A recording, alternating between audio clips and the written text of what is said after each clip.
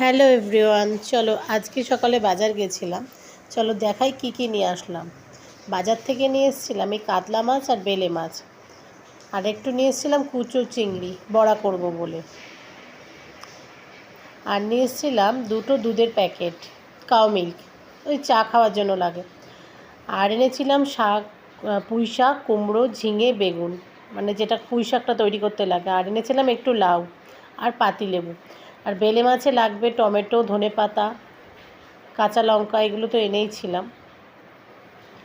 আর এনেছিলাম এরকম সাদা সাদা পেয়ারা, এখন বর্ষাকাল, বেশ ভালো পেয়ারা পাওয়া যায়।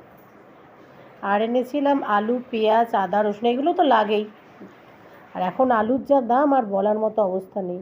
এই অল্প করে একটু বাজার নিয়ে বাড়ি চলে এসেছিলাম। তোমরা এবার ভালো করে দেখে নাও আজকের ব্লগটা।